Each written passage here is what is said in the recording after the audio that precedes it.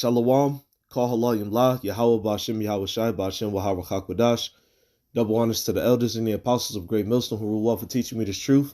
Salutations to the hopeful elect. To you brothers out there across the globe pushing this truth with all righteousness and sincerity. And to you few sincere sisters who hearken as well diligently. Peace, love, and blessings.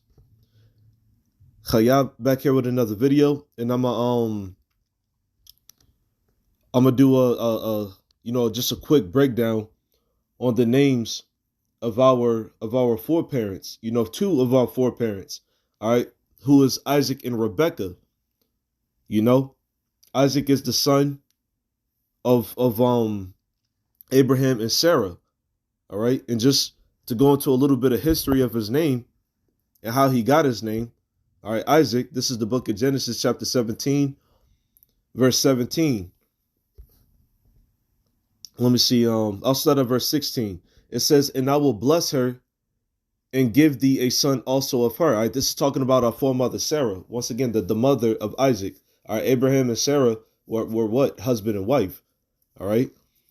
It says, I will bless her and give thee a son also of her. Yea, I will bless her, and she shall be a mother of nations. Kings of people shall be of her. It says then, and also in the same chapter, this is when Abraham went from Abram to Abraham, when the Most High gave him his name Abraham, okay, because his name was previously Abram, all right, and Sarah, which her name was Sarai previously, all right, the Most High named her Sarah, okay, but Lord's willing, that could be a video for another day. So it says, verse 17, Genesis 17:17, it says, then Abraham fell upon his face and laughed and said in his heart, shall a child be born unto him that is 100 years old? And shall Sarah that is 90 years old bear? Now what it says in the NLT, it says, then Abraham bowed down to the ground, but he laughed to himself in disbelief. How could I become a father at the age of 100? He thought. And how can Sarah have a baby when she is 90 years old? Okay, because what? Abraham and Sarah, they're well old in age. But one thing to keep in mind too, and back in the ancient world, our bodies were a lot more healthier. So it didn't matter, that much how old a man or a woman got, before they could procreate, and make babies and so on and so forth. If it's the Lord's will, then it's the Lord's will. Even in this life, with our bodies being, more base, our bodies being debased and, a lot weaker compared to the ancient world. You got certain stories like quote unquote miracle stories of women in their 70s and in the 60s and 70s having children. All right, so it's not impossible. Okay. But that was the point on that. So Abraham laughed at the Most High in disbelief. He's just like, yo, like Lord, I'm 100 years old. Sarah's 90. We can't make no babies, So let me get this in Genesis 18. And I'm going to jump down to verse, let me see.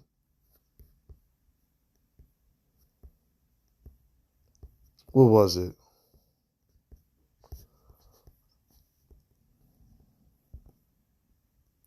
Genesis 18 and, let me see, 11. Genesis 18 and 11. It says, now Abraham and Sarah were old and well stricken in age, and it ceased to be with Sarah after the manner of women. It says, therefore Sarah, meaning what? Supposedly around that time, you know what I'm saying? She shouldn't have been able to bear children because she was old. She was 90. Verse 12, it says, therefore Sarah laughed within herself, saying, after I am waxed old, shall I have pleasure, my Lord being old also? Yeah, and remember that as well. Sarah also called Abraham her Lord, okay? Because once again, both of them, because first she was in order. Sarah was in order, okay? Sarah was in order. All right, so she understood the principle, okay? But she knew that what both her and Abraham was old. Verse 13 it says, and the Lord Yahweh said unto Abraham, wherefore did Sarah laugh, saying, shall I of a surety bear a child, which am old? Yeah, he's just like, yeah, why? What it says in the NLT, it says, then the Lord said to Abraham, why did Sarah laugh? Why did she say, can an old woman like me have a baby? Verse 14, is anything too hard for the Lord Yahweh? At the appointed, at the time appointed, I will return unto thee according to the time of life, and Sarah shall have a son. Verse 15, then Sarah denied, saying, I laugh not, for she was afraid. And he said, nay, but thou didst laugh. Oh, okay, but the point is, she laughed in disbelief. Her and Abraham and herself laughed in disbelief. Okay, they laughed in disbelief because what? The Most High told them that they was finally going to be able to, have well, Sarah was finally going to be able to bear a child. That they would be able to bear to have to have offspring, from each other. Okay, so that offspring. It's like I think there was something else I was supposed to read in in Genesis the 17th chapter. Let me see. No, that was the point on that. That was the point on that. So, Isaac, which is he laughs, all right, and that's where his name came from. Abraham and Sarah laughing, in disbelief that the Most High told them that what? That they would be able to, bear a child. All right, so how to say Isaac in the Paleo Hebrew is Yatazachak. Okay, Yatazachak. Okay, now the Hebrew characters, always keep this in mind too. Hebrew is read from right to left, not left to right. All right, so from right to left, this is Ya, Taza, Cha, and Kwa. Okay, Ya, Taza, Chak. All right, now Kwa, I'll just go ahead and write it. Kwa, all right, at the end of Isaac's name, all right, that's why I put the connectors here, because you drop the ah off. All right, you drop the ah off, and it just ka. All right, it makes the qua sound. All right, qua. It's just real simple, real quick. All right, so Yatazachak. All right, which that's Isaac in English, and once again it means he laughs. Now our foremother Rebekah, her name is Rabakwa. Rabakwa. So from right to left, once again, this is Ra, this is Ba, this is Kwa, and this is Ha. Connect this here between the Kwa and the Ha, because her name is not pronounced Rakwaba Rabakwaha. It's not Rabakwaha, it's Rabakwa. Okay, so looking at the Ha in this situation, you're dropping off the A. All right, you're dropping off the A from the Ha, so it's Rabakwa, Rebecca, which means ensnarer. So just a little bit of background in our foremother Rebecca. All right, Isaac was working for I forgot who it was.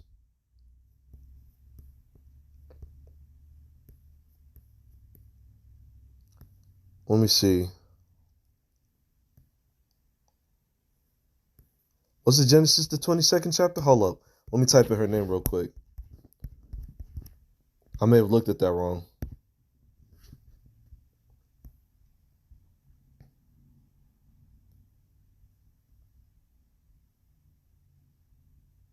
It was the 24th chapter.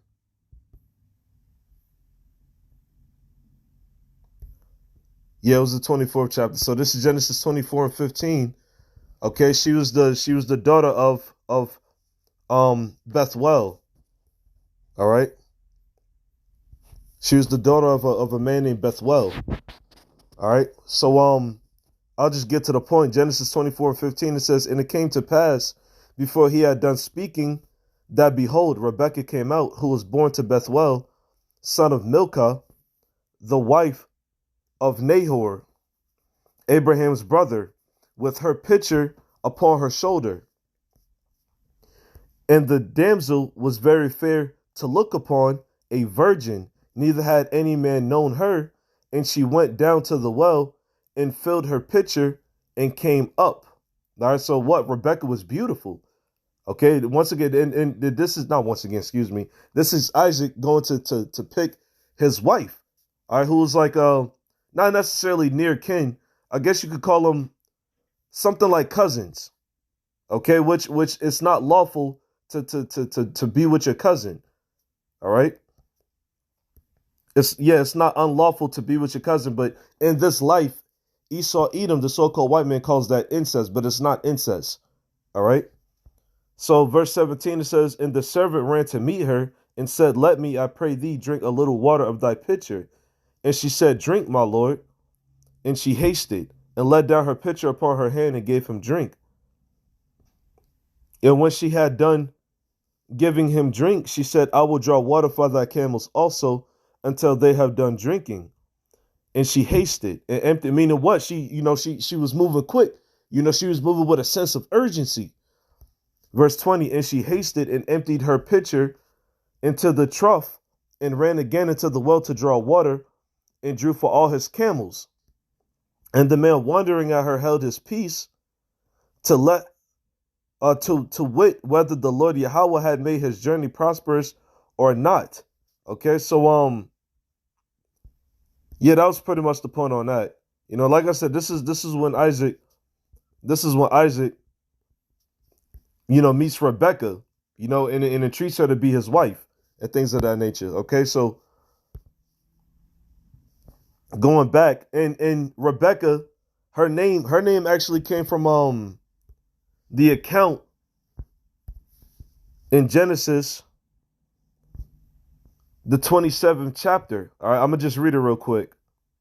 All right, so this is Genesis 27.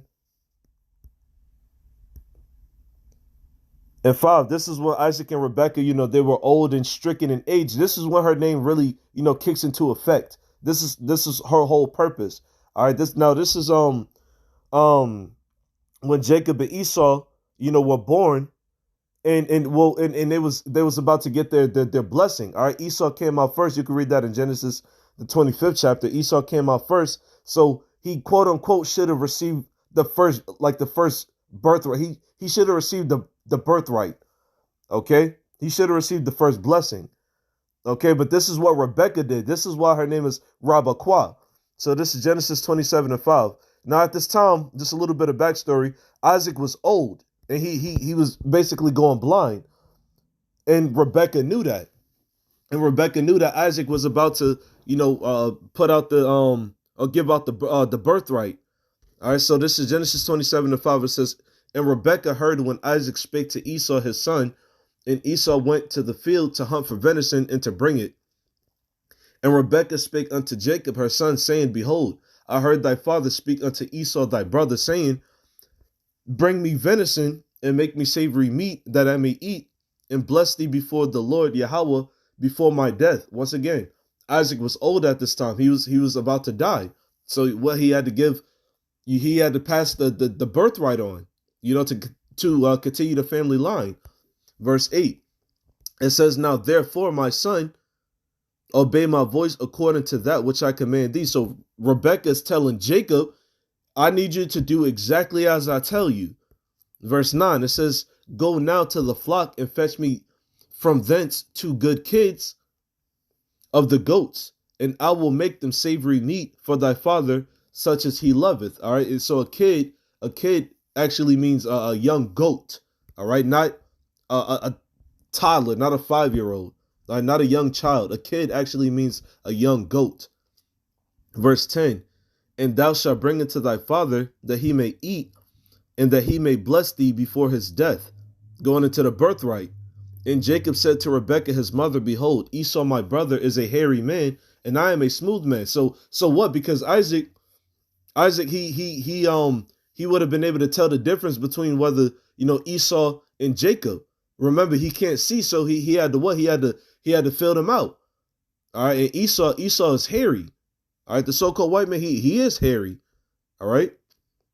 And Jacob said, I am a smooth man. Yeah, because when you look at, so-called black people, all right, we got what? Like, a smaller hair, so to speak. It's not all wild and tangly, like an animal like Esau. All right. Our skin is more smoother. All right, it's a lot smoother. All right. Verse 12, it says, my father peradventure will feel me, and I shall see to him as a deceiver, and I shall bring a curse upon me and not a blessing. And his mother said unto him, upon me be thy curse, my son. Only obey my voice and go and fetch me them. All right, she said, look, don't worry about it. Let the curse fall on me. That's what Rebekah, Jacob, Esau's mother said. Let the curse be upon me. Verse 14, it says, and he went and fetched, and that's pretty much the point. So Rebekah told Jacob to deceive Isaac, so that way Jacob got the grander blessing. And that's why her name is but her name means ensnarer. Okay? Because she fulfilled her lot. That was her lot. That was her lot. Okay? That was Rebekah's lot to do that. And it was in the Lord's will. All right, it was in the Father's will that happened. Okay, so you got Yatazachak, which is Isaac, which means he laughs. That's our forefather. And Rebekah, who is Rebekah, okay, which means ensnarer in the Hebrew. Both of those names in the Paleo Hebrew. Lord's willing, this was edifying. And until next time, Shalom.